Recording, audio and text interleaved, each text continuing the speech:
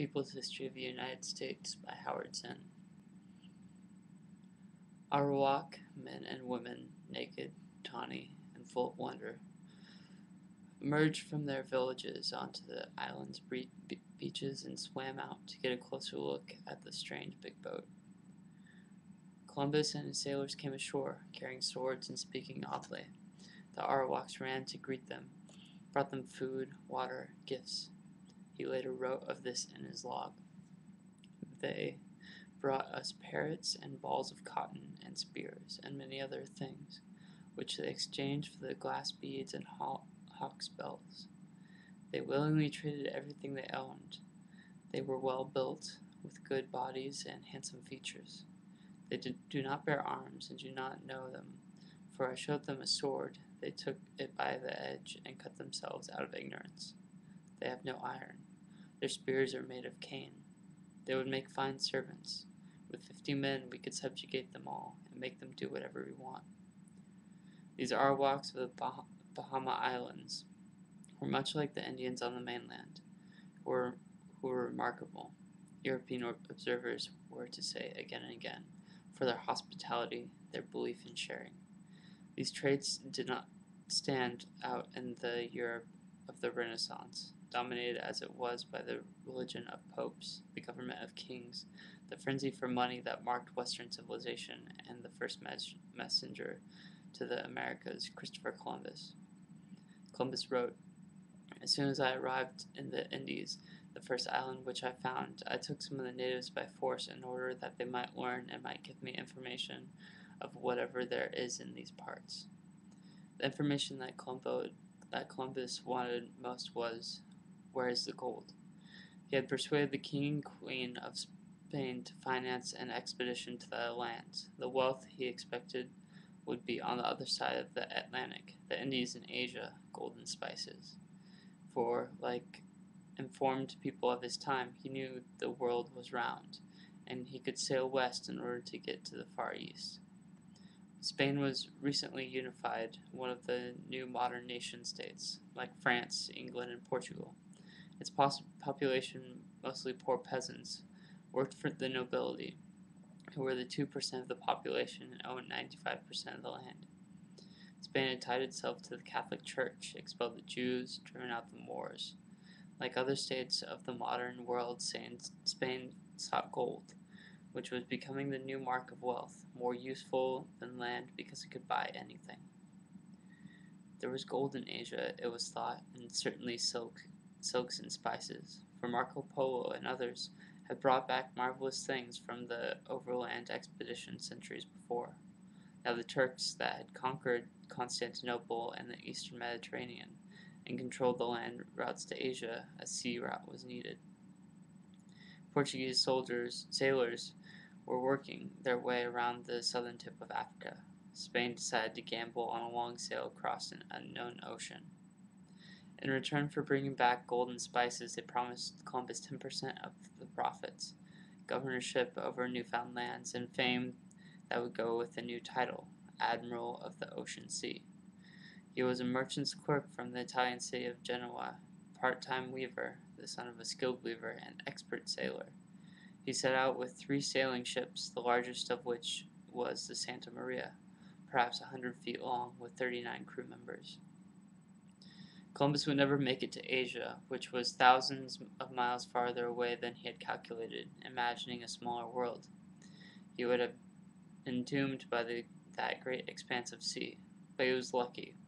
1/4 of the way there, he came upon an unknown, uncharted island that lay between Europe and Asia, the Americas.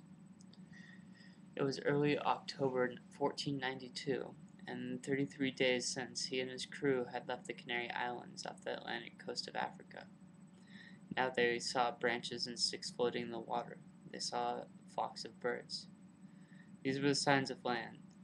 Then, on October 12th, a sailor called Rodrigo saw the early morning moon shining on white sands and cried out. It was an island in the Bahamas, the Caribbean Sea. The first man to sight land was supposed to get a yearly pension of 10,000 maravedis for life, but Rodrigo never got it. Columbus claimed he had seen a light the evening before he got the reward.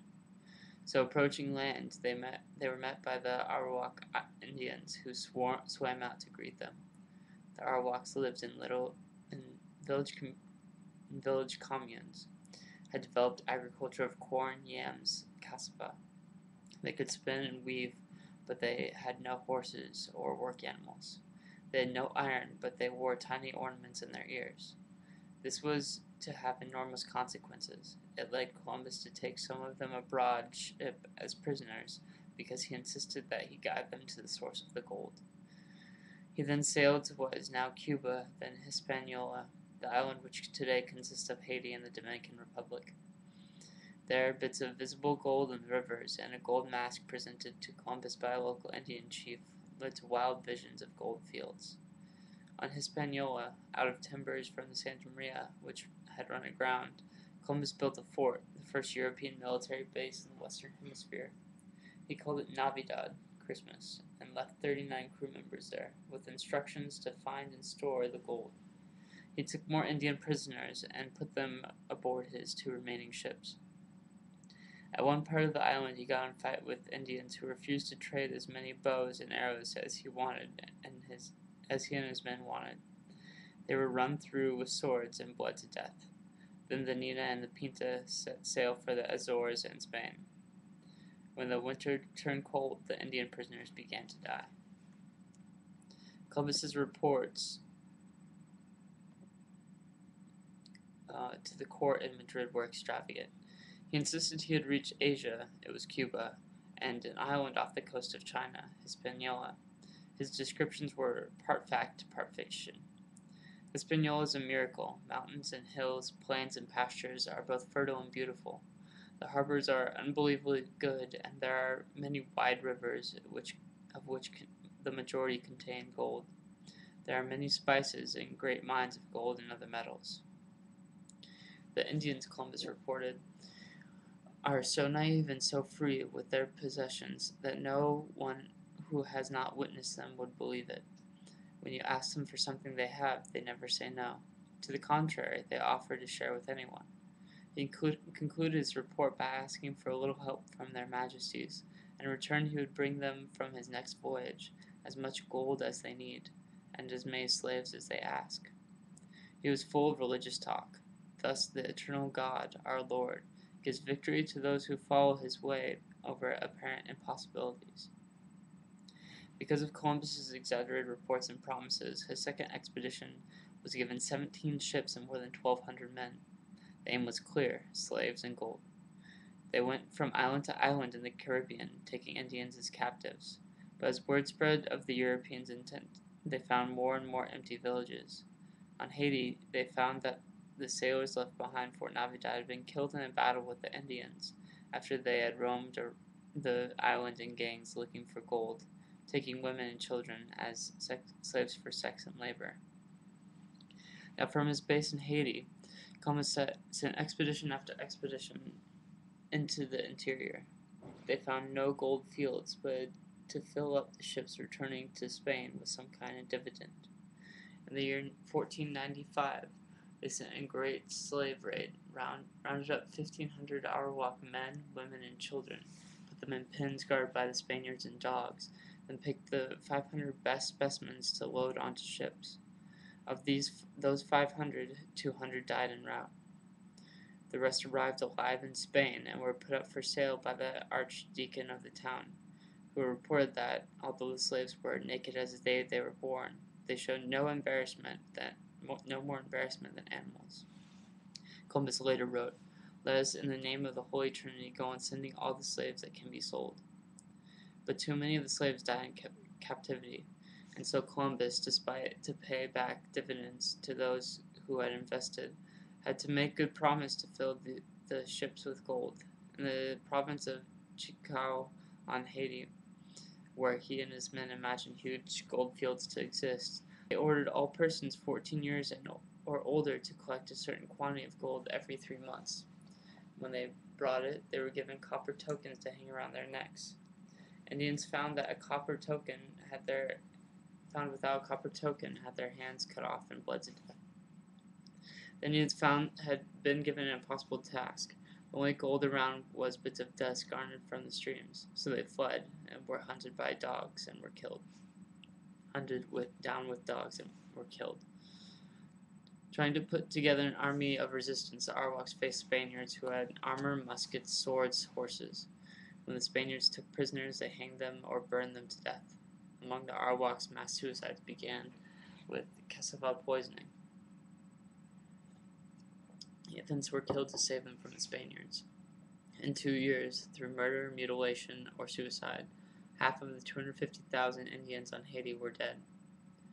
When it became clear that there was no gold left, the Indians were taken as slave labor on huge estates, known later as encomiendas. They worked at a ferocious pace and died by the thousands. By the year 1515, there were perhaps 50,000 Indians left. By 1550, there were 500. A report of the year 1650 shows none of the original Arawaks or their descendants left on the island. The chief source, and on many matters the only source of information about what happened on the island after Columbus came is Bartolome de las Casas, who as a young priest participated in the conquest of Cuba. For a time he owned a plantation on which Indian slaves worked, but he gave that up and became a vehement critic of Spanish cruelty. Las Casas transcribed Columbus's journal, and in his 50s began a multi-volume history of the Indies. In it he described the Indians. They are agile, he says, and can swim long distances, especially the women. They are not completely peaceful because they do battle from time to time with other tribes. But the casualties seem small, and they fight when they are individually moved to do so because of some grievance, not on the orders of captains or kings. Women in Indian society were treated so well as to startle the Spaniards. The Casas described sexual relations. Marriage laws are non-existent. Men and women alike choose their mates and leave them as they please, without offense, jealousy, or anger. They multiply in great abundance. Pregnant women work to the last minute and give birth almost painlessly.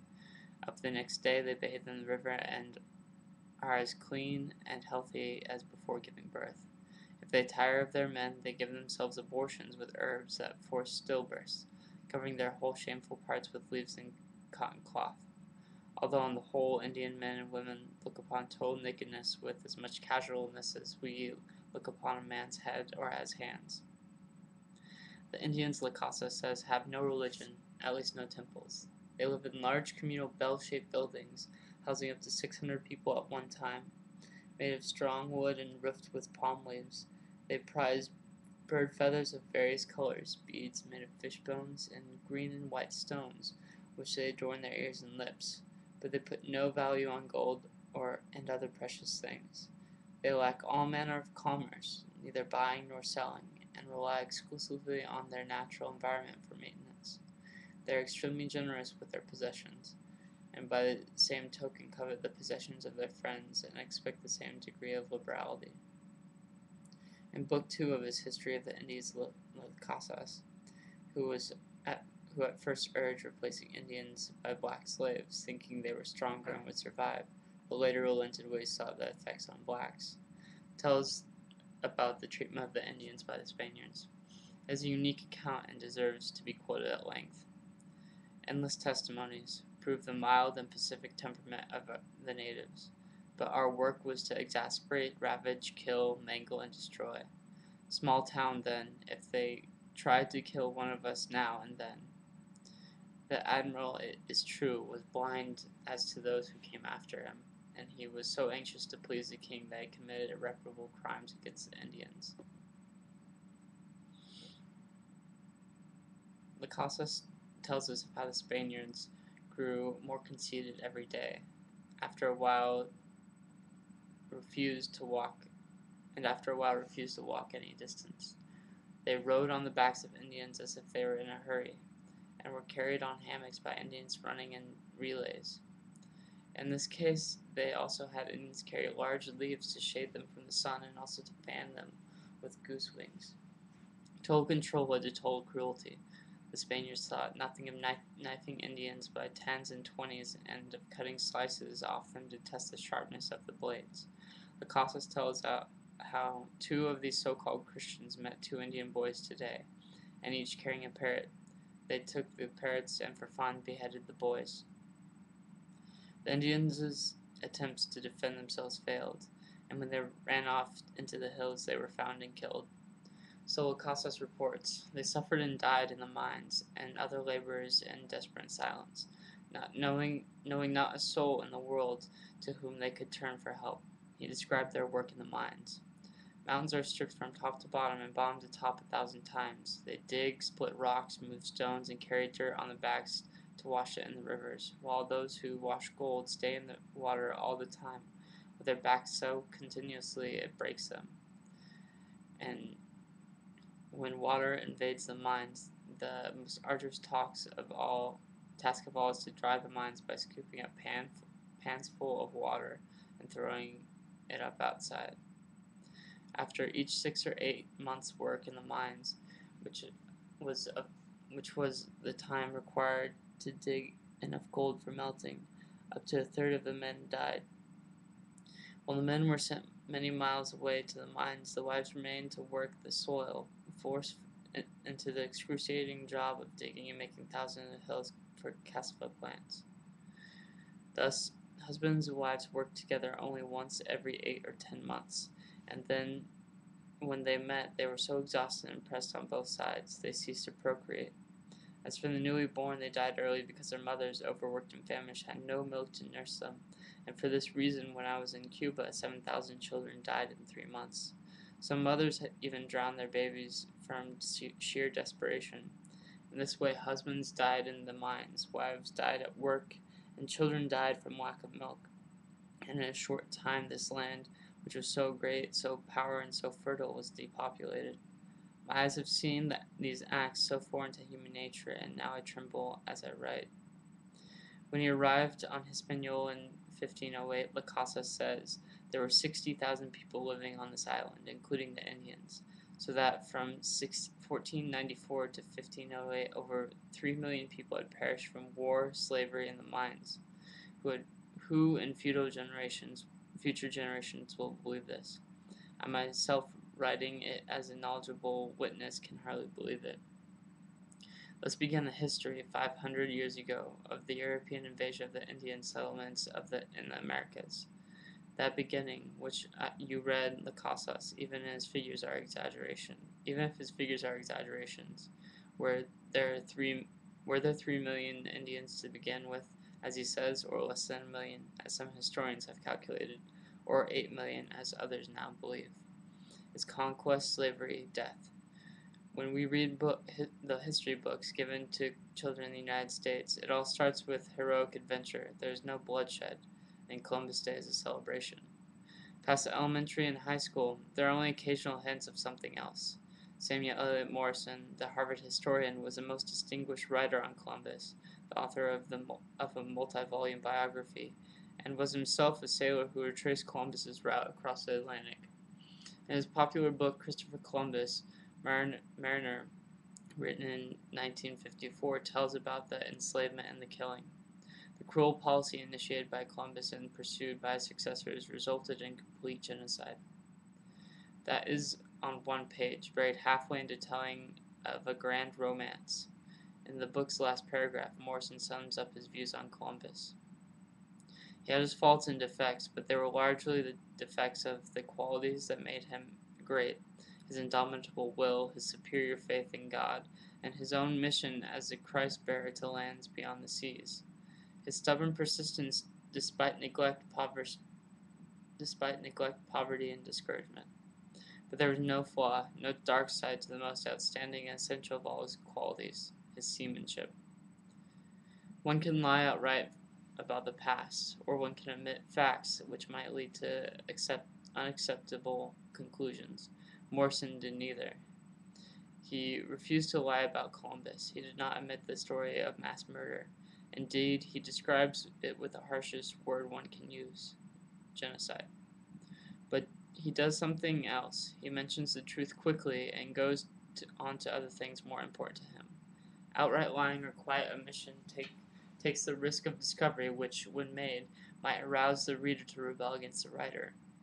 To state the facts, however, and then bury them in a mass of other information, is to say to the reader with a certain infectious calm, yes, mass murder took place, but it's not that important. It should weigh very little in our final judgments. It should affect very little of what we do in the world. It is not that the historian can avoid emphasis on some facts and not others. This is as natural to him as to the map maker, who, in order to produce a useful drawing for the practical purposes, must first flatten and distort the shape of the earth, then choose out of the bewildering mass of geographic information those things needed for the purpose of this or that particular map. My argument cannot be against selection, simplification, emphasis, which are inevitable for both cartographers and historians, but the mapmaker's distortion is a technical necessity for a common purpose shared by all people who need maps. The historian's distortion is more than technical, it is ideological.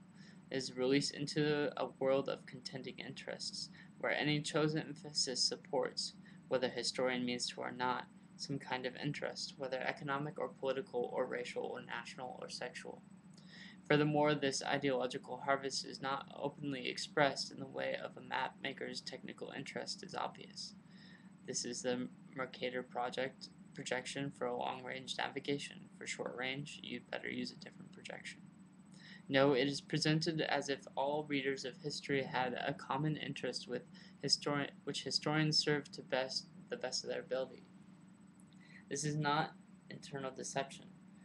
The historian has been trained in a society in which education and knowledge are put forward as technical problems of excellence and not tools for contending social classes, races, nations. To emphasize the heroism of Columbus and his successors as navigators and discoverers, and to de-emphasize their genocide, is not a technical necessity but an ideological choice. It serves unwittingly to justify what was done. My point is not that we must, in telling history, accuse, judge, condemn Columbus in absentia. It is too late for that. It would be a useless scholarly exercise in morality.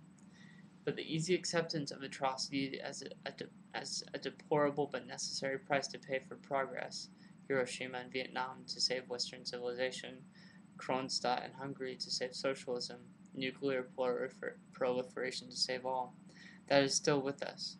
One reason these atrocities are still with us is that we have learned to bury them in massive facts, as radioactive wastes are buried in containers in the earth.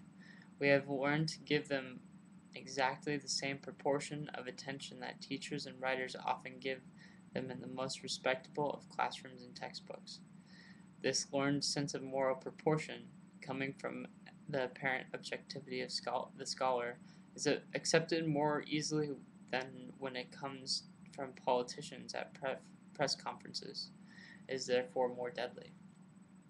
The treatment of Columbus and their victims, the Arawaks, the quiet acceptance of conquest and murder in the name of progress, is only one aspect of a certain approach to history, in which the past is told from the view of governments, conquerors, diplomats, leaders. It is as if they, like Columbus, deserve universal acceptance, as if they, the founding fathers, Jackson, Lincoln, Wilson, Roosevelt, Kennedy, the leading members of Congress, the famous justices of the Supreme Court, represent the nation as a whole. The pretense is that there really is such a thing as the United States, subject to occasional conflicts and quarrels, but fundamentally a community of people with common interests. It is as if there really is a national interest represented in the constitutional and territorial expansion and the laws passed by Congress, the decisions of the court, the development of capitalism, the culture of education and mass media. History is the memory of states, wrote Henry Kissinger in his first book, A World Restored, in which he proceeded to tell the history of the 19th century Europe from the viewpoint of the leaders of Austria and England, ignoring the millions who suffered from those statements' policies. From his standpoint, the peace that Europe had before the French Revolution was restored by the diplomacy of a few national leaders. But for factory workers in England, farmers in France, colored people in Asia and Africa, women and children everywhere except in the upper class, it was a world of conquest, violence, hunger, exploitation, a world not restored but disintegrated. My viewpoint in telling the history of the United States is different, that we must not accept the memory of states as our own. Nations are not communities and have never been, and never have been. The history of any country presented as a history of a family conceals fierce conflicts of interest, sometimes exploding, more often repressed, between conquerors and conquered, masters and slaves, capitalists and workers, dominators and dominated in race and sex. And in such a world of conflict, a world of victims and executioners, it is the job of thinking people, as Albert Camus suggested, not to be on the side of the executioners.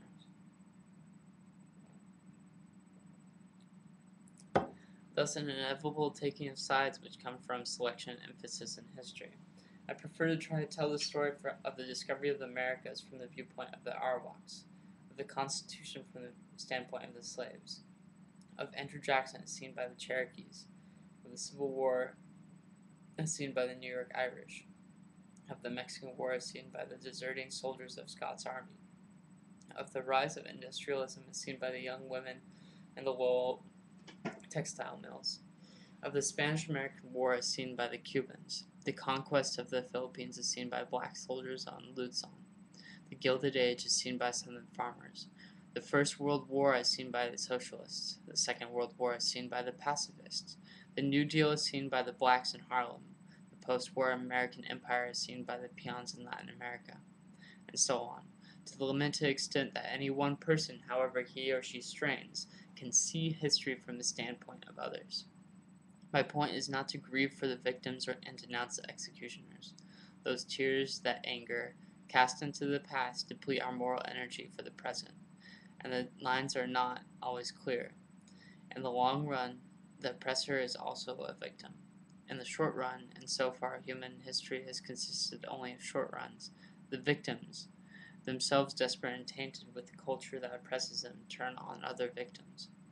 Still understanding the complexities, this book will be skeptical of governments and their attempts through politics and culture to ensnare ordinary people in a giant web of nationhood pretending to a common interest.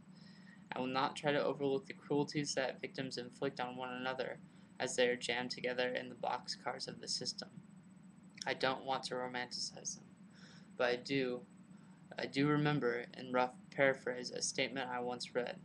The cry of the poor is not always just, but if you don't listen to it, you will never know what justice is. I don't want to invent victories for people's movements, but to think that history writing must aim simply to recapitulate the failures that dominate the past is to make historian collaborators in an endless cycle of defeat. If history is to be creative, to anticipate a possible future without denying the past, it should, I believe, emphasize new possibilities by disclosing those hidden episodes of the past, even if in brief flashes. People showed their ability to resist, to join together, occasionally to win. I'm supposing, or perhaps only hoping, that our future may be bound in the past's fugitive moments of compassion rather than its solid centuries of warfare. That being as blunt as I can, is my approach to the history of the United States. The reader may as well know that before going on.